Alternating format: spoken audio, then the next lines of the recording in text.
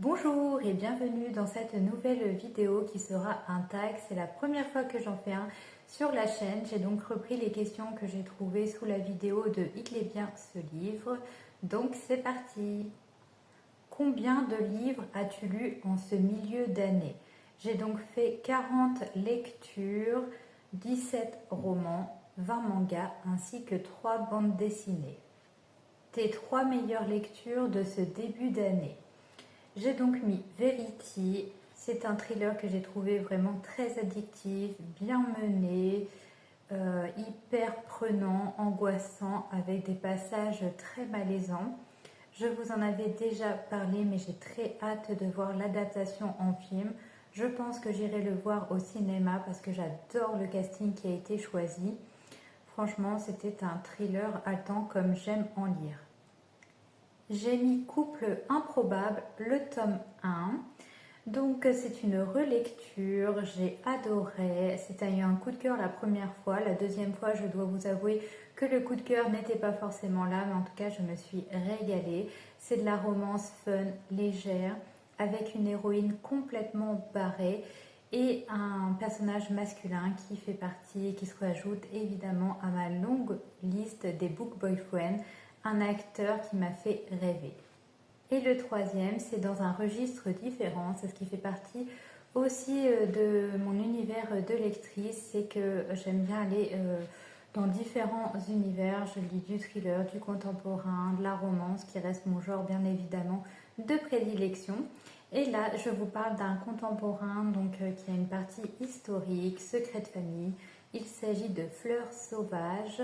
Nous suivons deux héroïnes à deux époques différentes et comme souvent avec ce genre de récit, c'est la partie passée qui m'a le plus passionnée, avec une héroïne qui est forte, qui est courageuse, qui se relève malgré tout ce qu'elle va traverser et c'était une très belle histoire. Petit bonus, je vous rajoute You're My Soulmate, un manga que j'adore. J'aime tout dans cette histoire, c'est de la romance, mais vous avez un couple principal et des personnages qui gravitent autour, une bande d'amis. Et j'aime beaucoup trop, donc j'ai lu le tome 7 et j'ai vu que le tome 8 apparemment ne sortirait donc le 2 décembre et ça me paraît très loin. Tes 3 pires lectures de ce début d'année. Malheureusement, j'ai commencé mon année 2026 avec une lecture plutôt moyenne. Il s'agit de Meurtre sur le Christmas Express. J'ai trouvé l'histoire hyper longue à décoller, une centaine de pages, il ne se passait rien, c'était juste la présentation de plusieurs personnages qui vont voyager à bord du même train. Donc à partir du moment où le train se retrouve bloqué par la neige et qu'un premier meurtre est commis, oui, ça avance enfin, mais ça n'a pas suffi à vraiment me tenir en haleine du début à la fin. Et les personnages, je ne les ai pas trouvés du tout attachants, bien que dans le thriller, ça m'est un peu égal. Mais bon, on va dire que c'était une lecture vraiment pas terrible. Une autre lecture, malheureusement, qui ne m'a pas convaincue, c'est Contes de fées. Donc c'est une réécriture de Cendrillon, une Cendrillon des temps modernes. Et malheureusement, l'héroïne, je l'ai trouvée passive, naïve. Il y a un côté très fleur bleue et gnangnan qui m'a vraiment dérangée. J'ai trouvé que les personnages manquaient cruellement de développement et que j'aurais aimé une Cendrillon un peu plus moderne que celle qui était dépeinte dans cette histoire. Je ne considère pas ce titre comme une de mes pires lectures, mais il s'agit d'un manga que j'ai décidé d'abandonner parce que je n'étais pas à fond. Il s'agit de Sérénade pour une pluie de larmes. J'ai laissé sa chance au manga sur 3 tomes, mais je peinais. Il y avait à la fois l'histoire m'intéressait, ce voyage dans le temps avec une lycéenne qui se retrouve propulsée des dizaines d'années en arrière, un siècle différent. Donc ça, c'était intéressant. Je pense en plus qu'il va y avoir une histoire d'amour qui va se développer, mais à la fois je m'ennuyais aussi dans cette lecture et la série en VO est terminée en 14 tomes et je me suis dit quel est l'intérêt que j'achète autant de tomes alors que je ne suis pas prise réellement dans cette histoire. La bonne surprise. Donc j'ai mis The Book of Ivy, c'est du young adult dystopie en 2 tomes. Ça a plus de 10 ans et ça avait tellement rencontré de succès sur Booktube à l'époque que j'ai toujours eu envie de lire cette histoire. et je suis bien contente de l'avoir lu des années après tout le monde. La hype est largement passée après et ça c'est très bien. J'ai du mal maintenant à lire un livre que tout le monde va lire en même temps. Je préfère me le noter et le lire plus tard. Alors je ne les lis pas tous puisqu'il y a beaucoup trop de livres. Il m'arrive quand même, je vous avoue, de lire des livres qui sont d'actualité, bien entendu, mais plus comme avant, je ne saute plus du tout sur toutes les nouveautés.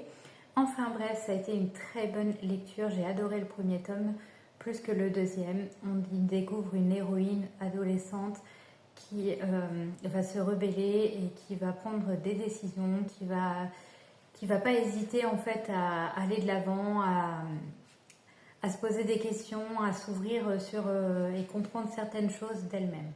La grosse déception. Malheureusement, il s'agit d'une romance historique, Amour imprévu, le premier tome, Irrésistible arrogance. C'est ma pire notation pour l'instant. Je lui ai mis 11 sur 20, ça m'embêtait de lui mettre quand même moins de la moyenne parce qu'au niveau de l'écriture, ça collait très bien à l'époque, mais c'est l'histoire qui ne m'a pas du tout convaincue. On est dans une romance historique avec une héroïne qui est fade, qui se laisse faire, qui ne se rebelle jamais, malgré un personnage masculin qui lui en fait voir de toutes les couleurs, qui est exécrable avec elle. Elle s'écrase tout le temps. Elle est trop fleur bleue, trop gnangnan, je n'ai pas apprécié. Et en plus de ça, la romance historique était beaucoup trop longue, plus de 400 pages où ça tourne en rond, toujours dans le même lieu, toujours les mêmes personnages, toujours les mêmes pensées, ça n'avançait pas du tout. Donc vraiment une grosse déception, j'en entendais tellement parce que j'avais suivi un petit peu les avis, ils étaient quand même assez bons dans l'ensemble, ce que j'avais pu lire lorsque c'était sorti il y a un petit moment déjà maintenant. Et donc quand on attend de passer un bon moment et que ce n'est pas le cas, la déception est d'autant plus grande. Sixième question, le tout dernier arrivé dans ta palle, il s'agit de 4 filles et un jean, le tome 4, le dernier été. Donc je triche, ça fait partie d'une commande que j'ai reçue de Cultura. Donc j'avais commandé des mangas, mais j'ai décidé de vous mentionner donc le dernier roman que j'ai acheté. Le roman que tu attends le plus pour les 6 mois à venir. Je vous avoue que je ne regarde absolument plus les sorties livresques. Mais grâce à Aurélie de la chaîne Le Melting Pot d'Aurélie, j'arrive à me tenir informée de ce qui va sortir et potentiellement m'intéresser. Et du coup, elle m'a envoyé un petit message en me disant qu'un titre pourrait bien me plaire. Donc ce n'est pas un roman, il s'agit de Barbie, une icône de la mode de Megan Hess.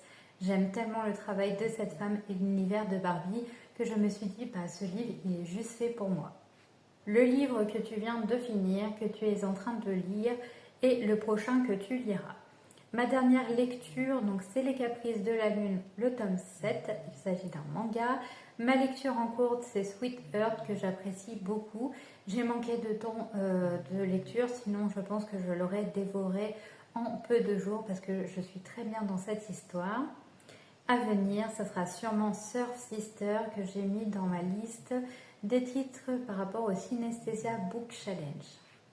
Un moment qui aura vraiment marqué ta vie de lecteur cette première moitié d'année. Alors j'ai réfléchi un peu à cette question, j'ai pas forcément de moment qui m'a marqué, mais en creusant un petit peu, je me suis dit, eh bien on va parler du sentiment de nostalgie puisque j'ai lu un roman Chair de poule et le premier tome de Charme, donc, qui est adapté de la série télévisée.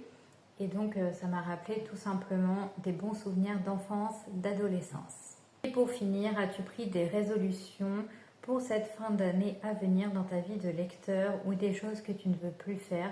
Bref, qu'espères-tu de ces 6 prochains mois? Comme toujours, tout simplement prendre du plaisir, lire ce que j'ai envie au moment où j'ai envie, ne pas me préoccuper de combien de livres je vais lire dans l'année, de me faire plaisir tout simplement. Et par rapport à des résolutions que j'ai prises depuis plusieurs mois, c'est tout simplement de moins acheter de livres, profiter de ma pile à lire, que ce soit donc des livres papier ou numériques. Pourquoi pas emprunter en médiathèque, c'est déjà ce que je fais. Au niveau des mangas, ne pas commencer trop de séries et plutôt m'occuper à acheter les tomes des séries que j'ai en cours qui sont déjà sortis. Donc je pense que c'est déjà pas mal au niveau de, voilà, de ce que je veux et ça me va très bien comme ça. Et j'ai juste récupéré une question bonus parce que ce n'est pas les mêmes questions que j'ai vues sur le tag dans la vidéo donc de dévoreuse de livres. Et il y a une question, je me suis dit, bon, allez, je me la cale, c'est nouveau crush favori. Et moi, étant fan de romance, en lisant quand même beaucoup, mon petit plaisir, c'est de me rajouter des book boyfriends. Et donc, il y a un personnage qui m'aura marqué sur ces 6 premiers mois de l'année, c'est Josh, qui fait partie du livre On reste amis. J'ai eu un coup de cœur pour ce personnage masculin, il est bon du début à la fin. C'est pas comme dans certaines romances où c'est le personnage au départ torturé et qui va changer.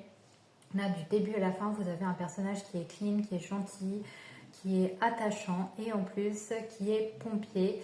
Et je vous l'avais mentionné tout du long, et bien en fait je voyais en ce personnage Buck de la série 911 qui est mon crush ultime en termes de série.